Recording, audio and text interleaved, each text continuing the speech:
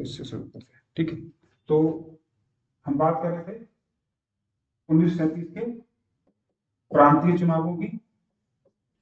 1937 के प्रांतीय चुनावों का आधार 1935 का अधिनियम था। इस चुनाव में भाग लेने के लिए नए दल बने, जैसे अंबेडकर की स्वतंत्र मजदूर पार्टी, मजहरुल हक की कृषक प्रजा पार्टी इत्यादि। और अब हम बात करेंगे चुनाव परिणाम क्या हुआ। चुनाव परिणाम कांग्रेस और लीग की उपलब्धियों के सापेक्ष देखा जाना चाहिए, ठीक है। तो लिखेंगे अब इसमें, कांग्रेस ने 11 में से अंततः 9 9 राज्यों में सरकार बनाई। 9 राज्यों में सरकार बनाई। 9 राज्यों में, जैसे, ऐसे लिखना, जैसे संयुक्त प्रांत में, संयुक्त का मतलब उसका लगा यूपी। संयुक्त प्रांत में कौन सी पार्टी होगी? कांग्रेस होगी, और नेता होंगे गोविंद बल्लभ पंत के नेतृत्व में। संयुक्त प्रांत में गोविंद बल्लभ पंत के नेतृत्व में।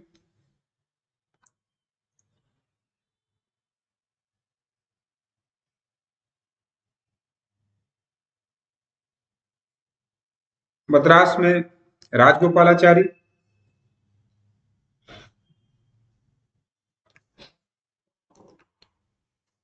मध्य प्रांत में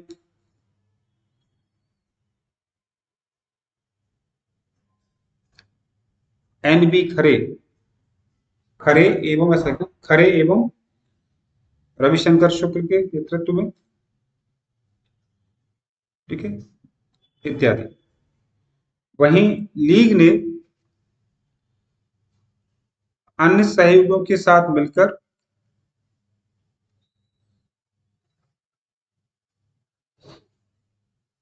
बंगाल और पंजाब में, बंगाल और पंजाब जैसे मुस्लिम बाहुल्य इलाकों में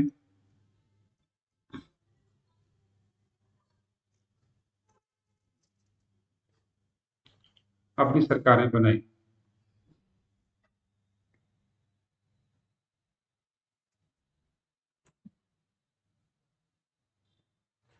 नेक्स्ट, इन सरकारों ने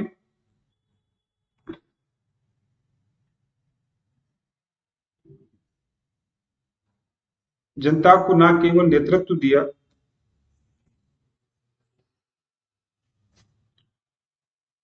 बल्कि कई काश्तकारी कानून, काश्तकारी मतलब जमींदारी और बटाईदारी से संबंधित काश्तकारी कानून, कौमा महाजनों से मुक्ति के कानून, महाजन मतलब सूदखोर, से मुक्ति के कानून, और सिंचाई संबंधी सुविधाएं जनता को दी।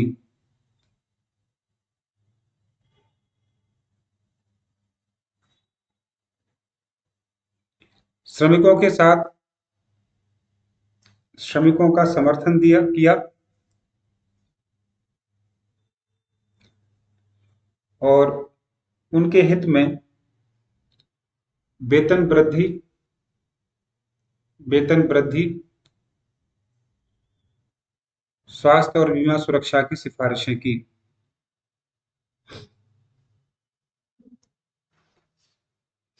इसके अलावा कई रचनात्मक कार्यक्रम, राजनीतिक कैदियों की रिहाई, अस्पृश्यता निवारण के भी कार्य किए। लेकिन अंत करेंगे इसका, इन सरकारों को, इन कांग्रेस सरकारों को 28 महीने बाद ही इस्तीफा देना पड़ा। 28 महीने बाद ही इस्तीफा देना पड़ा, ठीक है। कारण नहीं लिखना है, लिखना चाहो तो लिख दो, क्योंकि इनकी बिना सहमति से, इनकी बिना सहमति से अंग्रेजों ने भारत को द्वितीय विश्व युद्ध में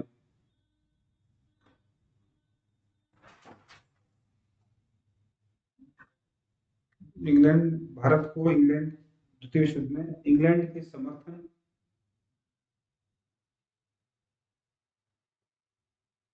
के लिए इंग्लैंड का समर्थक घोषित कर दिया था।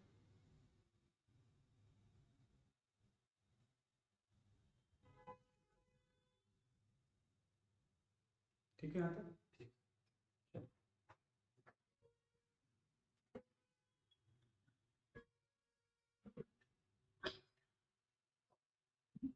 तो ये है आपका अगला टॉपिक। अगला टॉपिक इसके बाद लिखेंगे अगस्त प्रस्ताव। अगस्त प्रस्ताव। तो अगस्त प्रस्ताव के लिए ड्राफ्टिंग क्या होगी देखें।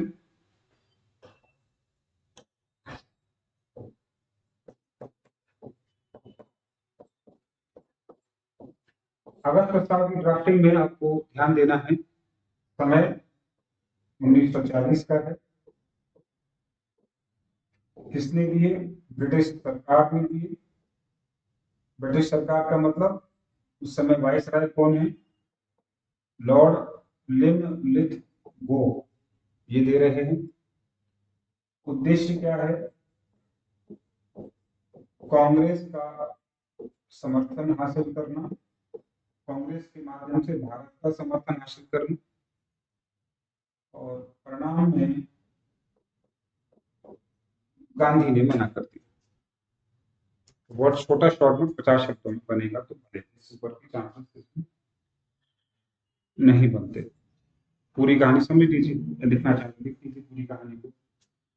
पूरी कहानी कहती है कांग्रेस सरकारों के इस्तीफा देने से उत्पन्न कांग्रेस सरकारों के इस्तीफा देने से उत्पन्न गतिरोध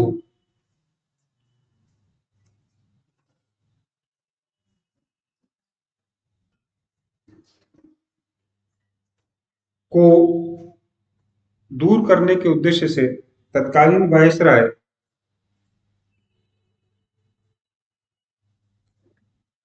लॉर्ड लिनलिथगो ने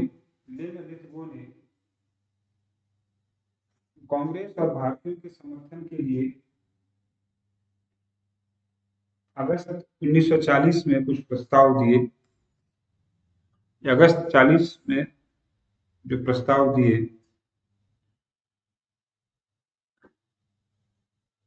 जिसमें कहा गया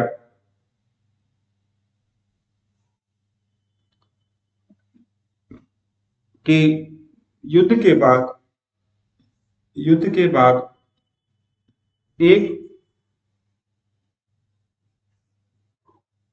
प्रतिनिधिमूलक प्रतिनिधिमूलक संविधान सभा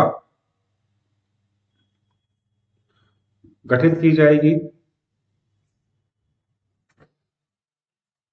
वायसराय की कार्यकारिणी में वायसराय की कार्यकारिणी में भारतीयों की संख्या बढ़ेगी।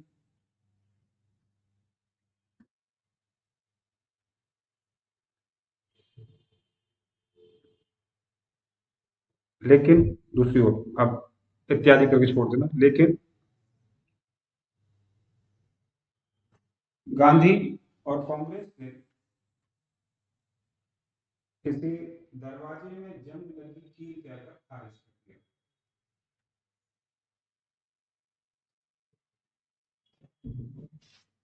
दरवाजे में जंग लगी कील कहकर,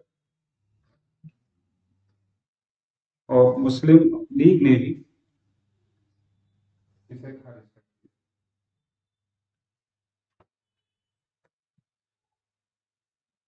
कारण स्पष्ट है क्यों किया। क्योंकि कांग्रेस क्या मांग रही थी? आजादी। कब? 29 से 30 से ही मांग रही थी, जाहिर सी बात है बिना आजादी के काम चलेगा। लेकिन यह ध्यान रखना है कांग्रेस भले ही इस समय पहले आजादी मांग रही है, लेकिन इस समय आजादी की केवल कह रही वो आप घोषणा कर दो, बाकी हम आपको साथ दे देंगे। हम नहीं चाहते कि आपको कोई संकट पड़ा हो, हम नहीं चाहते कि आप युद्ध में हारें। ठीक है। सरकार ने कहा ना, जो भी होगा युद्ध के बाद होगा, अभी कुछ भी कहना संभव नहीं। सरकार ने कहा, गांधी ने कहा ठीक है, फिर युद्ध लड़ो, बता देना, जीत जाओगे तो ठीक है। ठीक है, तो ये अगस्त प्रस्ताव इस तरह से खारिज हो जाते हैं। अब गांधी पर एक दबाव था कि क्या किया जाए। गांधी राजनीति वापस आ गए, तो सब रामगढ़ में प्रस्ताव हुआ कांग्रेस बिहार में। तो ये कहा गया कि सरकार का दबाव, लेकिन सरकार से जरूर कहो कि हमें क्या मिले, एक अंतिम सरकार बना, लेकिन बात बनी। अब गांधी के सामने था कि सरकार, आपने अगर प्रस्ताव मना कर दिए, उन्होंने अंतरिम सरकार के बारे में मना कर दिया, अब क्या करें गांधी। तो लोगों ने कहा कि बहुत सही समय है, एक आंदोलन शुरू करो। एक आम व्यक्ति को बिल्कुल सही समय लगेगा, तो आजादी मिल जाएगी, लेकिन गांधी तो दूर की सोचते हैं, इतना आसान नहीं था। ठीक वैसे ही ना, जैसे आज पाकिस्तान अगर हमारे 2 जवानों को मार देता है, चाइना मार देता है, हमें क्या लगता है, इन नालायकों पर बम क्यों नहीं पटक देते, मार दो साहब, ये भावना निकलती है उस समय। इन चाइनीज मोमो को ऐसे निपटा दो, है ना। लेकिन फिर भी ऐसा संभव नहीं। तो गांधी को भी लगता है कि नहीं, अभी सही समय नहीं। कारण उन्होंने बताया कि वो आपकी जरूरी नहीं है। लेकिन गांधी ने कहा कि कांग्रेस कोई आंदोलन नहीं करेगी, लेकिन मैं किसी को, एक व्यक्ति को करने से नहीं रोकूंगा। बस लोगों को यही से आइडिया मिल गया कि गांधी क्या चाहते हैं कि कोई बड़ा संकट मत खड़ा करो, लेकिन सरकार को यह भी बताओ कि हम तुम्हारा युद्ध में साथ नहीं दे रहे। आइडिया क्या मिला लोगों के यहाँ से, व्यक्तिगत सत्याग्रह का आइडिया गांधी ने लोगों को दे दिया। ठीक है, तो समय, कारण, प्रेरणा और विस्तार 50 शब्दों में ही पूछा जाएगा। तो 17 अक्टूबर 1940 को व्यक्तिगत सत्याग्रह प्रारंभ हुआ, जिसका उद्देश्य था अंग्रेज सरकार और विश्व को ये बताना कि भारत द्वितीय विश्व युद्ध में ब्रिटेन के साथ नहीं है। ब्रिटेन दुनिया से जो भी कह रहा हो कहता रहे, लेकिन हम नहीं साथ देंगे।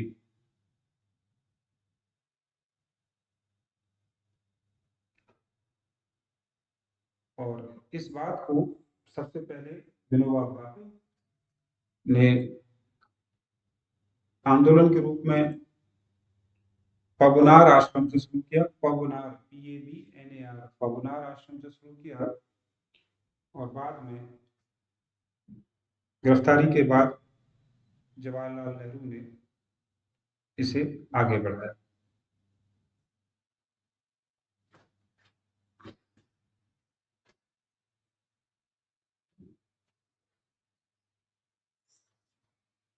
इसे दिल्ली चलो आंदोलन भी कहते हैं, क्योंकि सरकार को वहां जाके बताएंगे कि हम तुम्हारे साथ नहीं, वायसराय को बताएंगे। और दिल्ली जाएंगे तो पूरी दुनिया देखेगी, पूरा भारत का, पूरे विश्व देखेगा।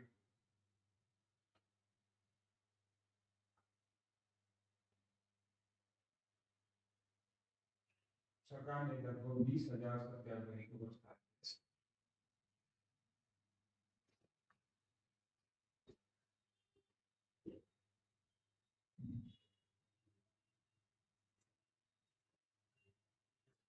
ठीक है, चलिए, तो इधर कहानी हुई किसकी,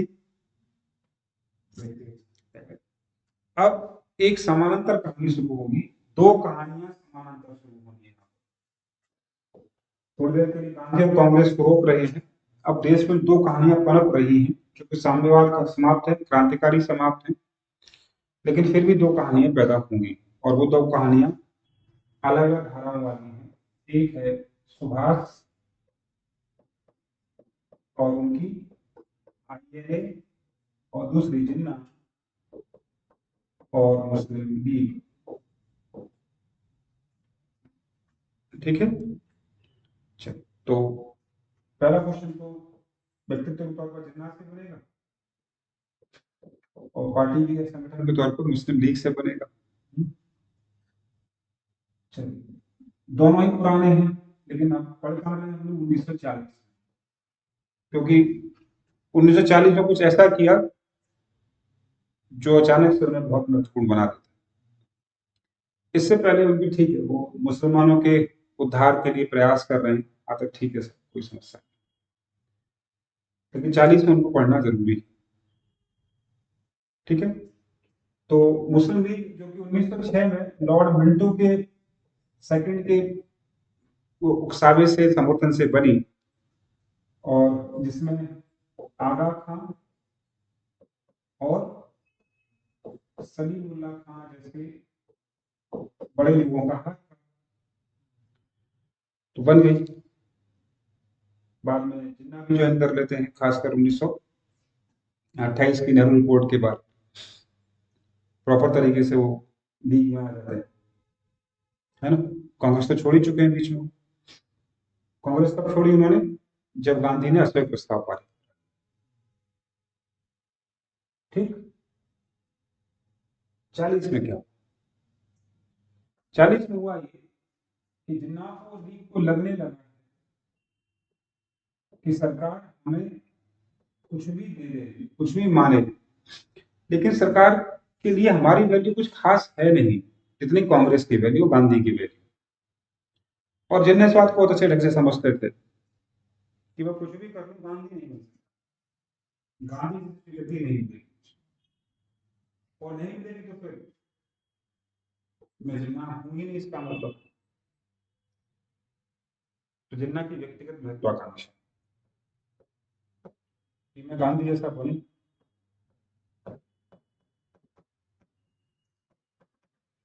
तो मौका ढूंढ रहे हैं जिन्ना, और मौका दिया ब्रिटिश विश्व, और उसके बाद दिया 1939 में जब युद्ध शुरू हुआ तो कांग्रेस मंत्रिमंडलों के इस्तीफे ने।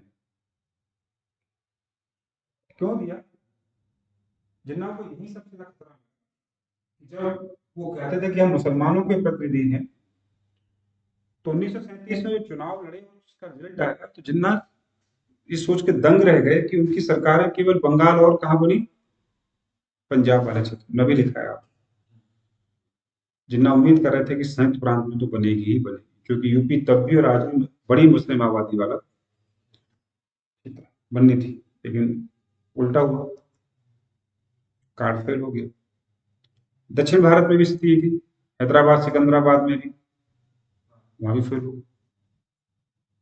जिन्ना हर जगह फेल, जिन्ना इवन बंगाल में फेल हो गया, क्योंकि वहां मजरूल हक के नेतृत्व सरकार बनानी पड़ी।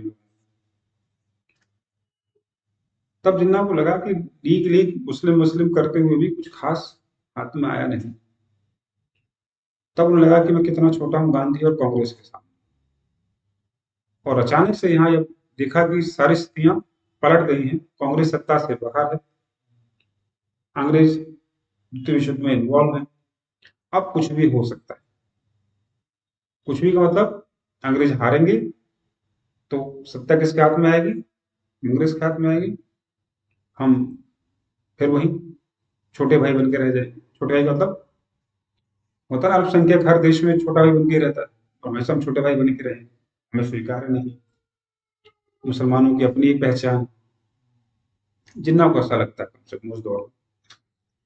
तो विकल्प ढूंढ ही रहे थे, सौभाग्य से विकल्प मिल गया। उन्होंने कहा कि बहुत सही मौका है, अगर अंग्रेज हारते हैं तो भारत ले जाए अपना हिंदुस्तान और हमें मिल जाए अपना पाकिस्तान। इससे अच्छा मौका अब और नहीं मिले। बस 1940 में इसे मैंने लिखा, लाहौर अधिवेशन हुआ लीग का, कहां पर? लाहौर। जिन्ना ने अध्यक्षीय भाषण दिया और बड़े ही भावनात्मक अंदाज में बोले कि क्या हम मुसलमानों को अपनी जमीन नहीं मिलेगी, क्या हमारी कोई जमीन नहीं? तो अच्छे वक्ता तो थे ही, और बोल के चुप हो। कहते हैं कि अब भारत को भी मुसलमानों को भी अपनी जमीन चाहिए, अपना देश चाहिए। अब ऑटोनोमस एरिया नहीं लेंगे, अब अपनी जमीन लेंगे। तो जो मुस्लिम है वो हमारे साथ आकर रहेगा और मुझे एक ऐसा देश चाहिए। नाम पाकिस्तान नहीं दिया। तो जो जिन्ना कभी हिंदू और मुसलमानों को भारत रूपी दुल्हन की दो आंखें बोलते थे, वो जिन्ना अब द्विराष्ट्रवाद दे चुके थे। द्विराष्ट्रवाद, डबल नेशन थ्योरी दे दी। ठीक। और कहा गया धर्म के आधार पर मुसलमानों को उनकी जमीन मिलनी ही चाहिए। ठीक है, इतना कह के चुप हो गए। बाद में उनके चेहरे चपाटों ने इसको आधार बनाकर कहा कि माननीय अध्यक्ष जी ने जो भाषण दिया है उसमें नए राष्ट्र की संकल्पना की है और हम इसका समर्थन करते हैं और प्रस्ताव करते हैं कि इस देश का नाम पाकिस्तान होगा।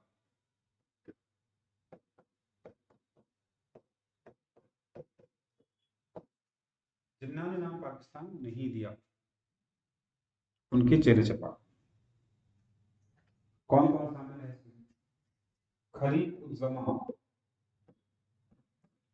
खलील उद जमा, सिकंदर हयात खान, सिकंदर हयात। ठीक है, एक नाम और था, बदरुल हक का नहीं देखना पड़ेगा नाम उससे पहले। हाँ बिल्कुल ठीक, फजल उल हक का ही नाम था। यहाँ भी सामने आ गया।